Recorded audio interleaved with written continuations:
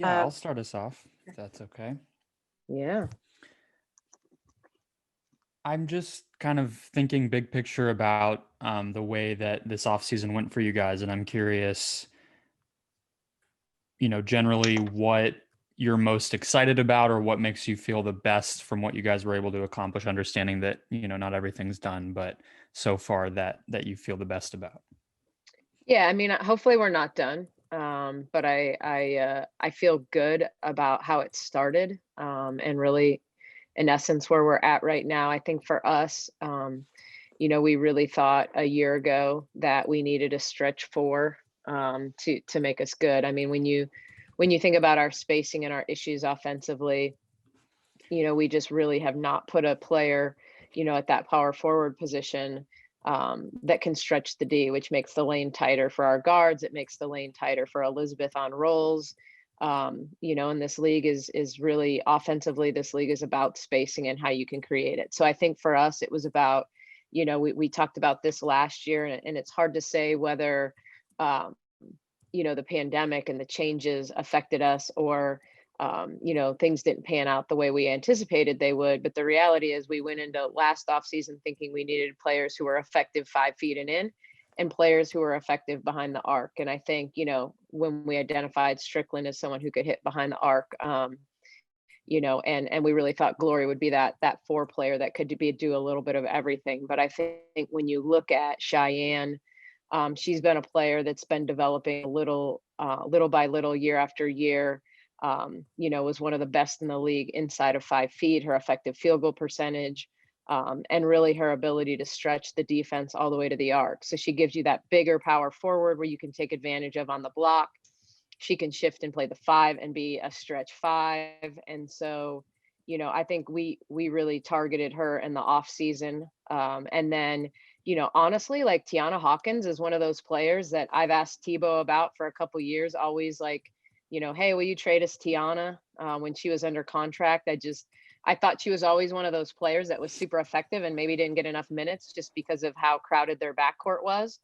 And so, I she was someone that when all of a sudden we realized, you just always think she's that player because she's from Washington and she's signed there for less in the past, and, taken league minimum before just to be a part. And, she has a young son and that's home and all those things. It wasn't until we realized that she was kind of looking, trying to figure out what the best move was for her, that she felt like her son's old enough now that she can move him for the summer and do those things, that we felt like we had a player who, Tebow at one point said, to me, like his team would kill him if he ever traded her, because she was such a good glue player. She got along with everyone. If she played 5 minutes or 25 minutes, she was just such a pro's pro. And so, I mean, I think that solidified us in terms of what we can do with our front court, different lineups that we can play, smaller lineups, bigger lineups, but always lineups that can help us offensively stretch, as well as give us some toughness and some positivity, like on the practice court, in the locker room, all those things. And then, for us, we are assuming, it's originally I assumed we'd have Maite back for this season, and she's someone that I think is a super solid backup point guard in this league. But I'm anticipating that she's going to make the Spanish national team, and there's no way to know that for sure yet. I mean, it's not a done deal. But I think she's put herself in position, and ironic, this added year of, the kind of where things are at. We just had to prepare ourselves to not have her, and especially because it's a European champion, or, a Eurobasket year combined with the Olympics, and Spain's going to be a favorite at Eurobasket, certainly a favorite to medal in the Olympics. And so, Yvonne Turner was someone that we felt like could provide off the bench and, be a veteran and be a positive veteran, that way. And so, I think that was just kind of one of those security blanket things where we know she's played valuable minutes in this league. She's played in playoff games. She'll play whatever role you need her to. And so, that's what that was really about, knowing Renee was going to retire, and, kind of Maite's situation, trying to solidify ourselves potentially before the draft in terms of, what our bench would look like. If I could just follow up as well. Um, what do you think has to happen, or who needs to step up to help you guys replace Benijah? Obviously, she gave you guys a lot. She's kind of a hard player to replace. Those types of 3-and-D players are kind of the more valuable in the league, I feel like. And I guess along those lines too, just your expectations for Tiffany Hayes this season. I'm sure she's a big part of that. Yeah, I mean, I think that's your answer. Like in a nutshell, that's your answer. I mean, I think, Kennedy will continue to grow. I feel like Courtney, missed all of training camp and really didn't have her legs until, maybe our last 7 or 8 games. Like Courtney was not Courtney. Courtney wasn't the player we saw in the finals against Washington the year before. And a lot of that was the pandemic combined with her actually getting COVID and being so late to the bubble. And so, I think those two players' games are going to elevate, but really it's Tiffany Hayes. I mean, we were prepared, a year ago, and not necessarily on this call, but when I was thinking about, obviously Angel had signed with Vegas at this time a year ago. I really thought it was Tiffany's chance to be Batman instead of Robin, to really solidify herself as a franchise type player. She was playing unbelievable basketball in Spain at this time a year ago. She was the MVP of their big Copa tournament or whatever, and just really playing well. And so I was so excited about seeing, kind of her back with a chip on her shoulder because she didn't have as good a 2019 season as she did, 2018. And so I think Tiffany's ready. She and I talk regularly. We talked even yesterday about her having more of a leadership role and what that means for her, because it's not something that she's had a lot of in her career. And, she's not someone that has ever loved, she doesn't mind the spotlight when she plays. She doesn't mind the ball in a late game situation in her hands. Like she's never shied away from that. But when it comes to, kind of being the face of the franchise or having the media responsibilities or all those things, being the leader, like Tiffany's kind of always been I'm just going to go out and play and I'm going to compete and I'm going to do my job and I'm going to do it well. And you talk about, yeah, she didn't shoot the three as well as Benijah did last year. But, if we think about, what people thought about Benijah going into last season, would anyone have said, Benijah was going to A, have the season she had, or B, truly a replacement for Tiffany Hayes? I mean, I have so much respect for what Benijah did and wish her a ton of luck in New York. Like there just are no ill feelings, but having Tiffany Hayes certainly softens the blow in that case, because I just think she's a special player, and is pretty unguardable at times. And you give her space and room to operate. I think it's going to be good for her to have Strickland on the wing or be in a pick and roll with Cheyenne or, all kind of what we did. So I feel good from that perspective about our ability, to plug that hole in a number of different ways. And certainly, Benijah was that 3-and-D player for us this past year. And, we won't replace it all in one way, but I think we'll be all right. Okay, Danny Bard-Lavi, we'll go to you. Go ahead. Hi, thanks. I was just wondering, you said earlier that the dream were hopefully not done in the off season. So I was just kind of wondering what, I guess, role you're looking to fill, what types of player you're targeting for remaining moves in the off season. Yeah, I mean, I think it's mainly depth in the backcourt. I mean, that's the biggest thing. I think for us is, do we add a player who, when I think about, Yvonne and I think about, who we have returning or who we might bring to camp, because we have playmaking guards, we have multiple playmaking guards in Courtney, Kennedy, and Tiffany. And, obviously having Strick with size off the bench as a big wing is important. But I think, adding another player who can shoot it, and gives us a little bit something different potentially off the bench, will be a key for us. Even if you're looking at the draft, is it best available at that point? This is a unique draft. We don't know who's coming out, and we're not going to know who's coming out because seniors, quite frankly, have to declare now as well with all the new rules. And so, it's a little hard to leave things up to the draft at this point. And so you put yourself in position that, regardless of what it looks like, you potentially have the ability to take the best player, and not be pigeonholed into, we have to take a point guard because, or we have to take a big because, you want to be in that situation where you feel like, potentially you're adding a player that can be a big part of your franchise, for years to come, as opposed to filling a hole, that you need to fill right now, here and now. And so, I think for us, it's shooting as much as it is anything else, potentially a third point guard type player, a combo guard that could play both positions but can shoot. I think that's the situation we would be in with anything we add at this point.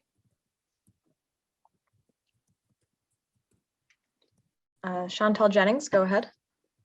Hey, Nicki. You just mentioned kind of the uniqueness with this season, just involving the seniors and whether they're coming out or returning. But I'm curious, just in terms of evaluating college players this season, how is this year different from a typical season? How are you balancing individual performances on the teams that have had multiple COVID stoppages, or the fact that they really haven't had that many practices as a team? Or like, are we making too much out of this? Is it just kind of like a normal evaluation period for players? Yeah, I mean, I think the difference is we just haven't seen as many games in person. I mean, for us, from a scouting perspective, we've been very careful about getting out to games. I mean, I'm going to go watch Georgia play Tennessee this weekend because it's convenient. But we've tried to be careful and responsible and all those things. For health reasons, and certainly we still do the bulk of our work via synergy and watching games. And so, I think we've continued to watch games. I think, at least we're getting to see a lot of the Power 5 teams, conference games. And so you're seeing a lot of, even if they miss non-conference and maybe miss some big matchups that you'd normally watch really closely, there's still enough volume of games. And when you're talking about seniors, you're talking about players that you've been watching for multiple years. So it's not like, certainly there are players that come on, and really impress you and have growth. Like I think back to like a, Marie Gulich or someone like that, who nobody was really talking about until her senior year, when she really had a great year for Oregon State. So certainly that can happen. But for the most part, when you think about the Charlie Colliers and the Dana Evans and the Arian, I mean, we've been watching Arian McDonald for the last 5 years. We've watched Anya Nwude, like, not change her name, but the media people start to say her name right. Like, that's the biggest change in her, and maybe we've seen her develop from more of a low post play to playing on the perimeter a little bit more. But ultimately, we're evaluating the same way. I mean, I think the uniqueness of it is simply the idea of, normally we would be wondering like what juniors are coming out, and now we're questioning, hey, are all these seniors coming out? And maybe it won't affect, the top half of the first round, or even the first round in general. I think where it begins to affect players is players that are second and third round picks, that a year ago would have been super excited to get drafted. And now all of a sudden they're thinking, their coaches might be asking the question, even of WNBA personnel, like, okay, where do they go? What are the odds that they make a team? And does coming back a year, maybe it doesn't mean that their draft stock goes up in a year, but maybe it just means that kid gets their master's degree, or they're playing on a team that can compete, for a conference championship or a national championship. So I think there's going to be a little more lobbying for college coaches that have good seniors that maybe aren't, top tier draft picks, to stick around. And so I think those are the bigger questions to me. I think most players that have a chance to go in the top half of the first round, should probably take that opportunity, and I'm not telling them what to do. And I certainly loved my time in college, and if they go back, kudos to them for making the right decision for them at the time. But these players have a finite amount of time to make money playing basketball. And so sometimes the ability, to get their clock started in the WNBA, to get them closer to free agency and making considerable money in this league, I think the top ones are probably still going to come out. So I don't know how much it'll affect the draft at the top. I think where it'll affect the draft is at the middle and towards the end. Thanks. Brandon Davis, go ahead. Good afternoon, Coach. How are you today? I'm doing well. All right, thank you, thank you. So at the end of last season, pretty much just wrapping up this season, you mentioned, of course, with Kailani Brown, the biggest thing was you all traded for her to play her, and then you mentioned that conditioning was an area of focus for her going forward. And so, she's been overseas in Turkey, and I've had a chance to watch several of their games.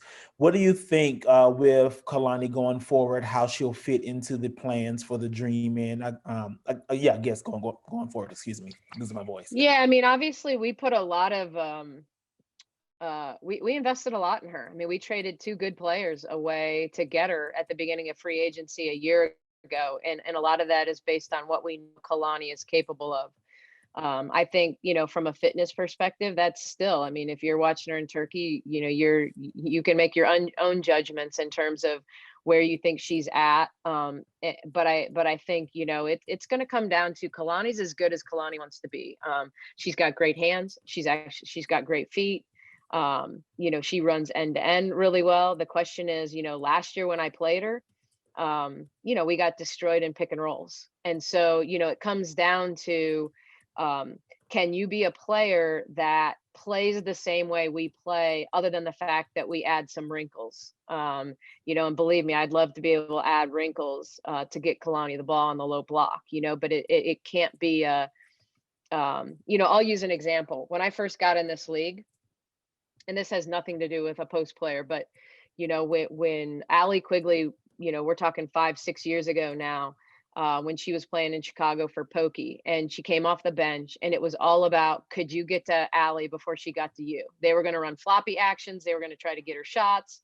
And as long as you guarded her and you attacked her at the offensive end of the floor, it was kind of like, how long could Pokey leave her out there? Well, her game developed, and that's not who Allie Quigley is anymore. I mean, she plays both ends of the floor. She's a genuine starter. She's an all-star in this league. Like, Allie Quigley has become, someone that it's not about who gets to whom first. And I think Kalani's got to get to the point where it's not who gets to whom first. It's not all about, do we get her the ball and does she score? It's about, hey, if we don't get her the ball on 3 straight possessions, is she defending? Is she rebounding? Is she setting good screens? And all of those things. And so while, I think when she comes to the game, she gives you a different element, which is the whole reason, we went out and got her in the first place, but her ability to be, a true two-way player, and in a league that is a pick and roll league, being able to, if we want to trap a ball screen, is she going to trap it? Is she, all of the different ways you can defend a ball screen. I mean, you certainly make changes for different players, but I think that's her challenge. Does she come back, and is she in the best possible shape she can be in to compete for minutes? Because she certainly has the talent. And I would certainly love to see, her be in that situation.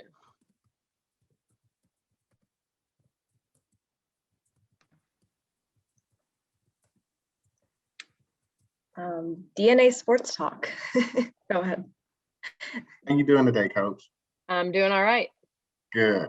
Real quickly, can you take a few minutes to talk about what Renee Montgomery has meant, not only to the team, but you, and also how you try to fill her respective roles?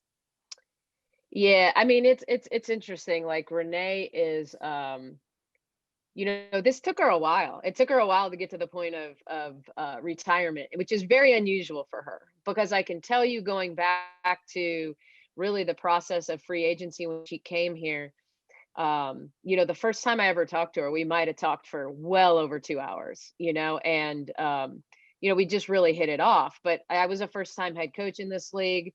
I didn't know if that was normal or that's just what happens, because she was really my first free agent call in general. But it was amazing because she called me the next day and said, I'm going to sleep on it. And she called me, said, I'm coming to Atlanta. I mean, this was like, January. Free agency started January 15th, and she said she was coming on the 16th. Like, it was just, she was very decisive. I used to joke with her because she would always say, I'm going to sleep on it and then I'm going to make a decision. And it's kind of how she proceeded. Like, I think she spent a lot of time and really was a fact gatherer and all those things. But the same thing happened, with her decision to opt out of the bubble this summer. She and I talked for well over an hour. We talked about, how she was feeling, what she was thinking, all of that. And she called me the next day and said, I'm going to opt out. And I'm like, dang, that was fast. And she said, I told you I was going to sleep on it. And so I think this decision took a lot longer, because I think the idea of, even though she has this amazing amount of momentum and she's done so much for the community and so much for voting and for the activism role and the Black Lives Matter movement, all these things that she's gotten herself involved in. And you know, if people don't realize that the kid knows how to hustle, and I mean that in the most positive way, because, you know, she's been on every sports show, talk show, you know, anything she can get on and talk about it, like, she's done, you know. And so she's certainly made a name for herself, you know, not just now on the basketball floor. Like, people, you know, she did an amazing job of capturing the moment, you know, of choosing to opt, being that first player to do it, and riding it. But it's all about, she's so willing to do the work so that she can answer questions, um, you know, eloquently and articulately. And, you know, like, she can only do that because she's done the work and she's studied, you know. And whether it's voting suppression, and, you know, or anything like that, you know, she's studied it the same way she would, you know, opponent scouting report. And so that's why she's, you know, she obviously is beautiful and speaks well and is smart and all those things. But she's successful right now doing what she's doing because of the work ethic she has, you know. And so I never doubted she was going to be successful doing whatever she chose to. I mean, I've said it before, you know, she's the first player that said she was coming when I'm a head coach, and believed in me and believed in my vision. And so there's something, like, really special about that. You know, when it comes to the basketball floor, you know, I think, you know, who she was, you know, she had a lot of energy. She was vocal. She was certainly our captain and our leader and our loudest voice. You know, she made a big difference in the turnaround between, you know, before I got here in that 18 season where we won, you know, we were 15-2 down the stretch. And, you know, I mean, I think, you know, if she doesn't foul out in the final game 5 of the semis on a questionable call, like, you know, we were maybe playing in the finals that year. You know, and so, you know, she's meant a lot to us. And you know, I hope she's around a lot. I hope we find a way to connect the dots and have her be, because she lives in this community. And, you know, I think she and I have a good relationship. She has a good relationship with the franchise. And I think she kept it even really classy, you know, in terms of, you know, what was going on with ownership, you know, all summer she was talking about it. Like, I think there would have been a million different times when she could have taken a shot and she didn't. You know, she understood the politics of the situation, and really was always classy. So yeah, I don't know if there's any specific questions, ask me a specific question, but generally, you know, I'm excited to see where she takes this. You know, it's hard to not want to cheer her on regardless of what she chooses to do.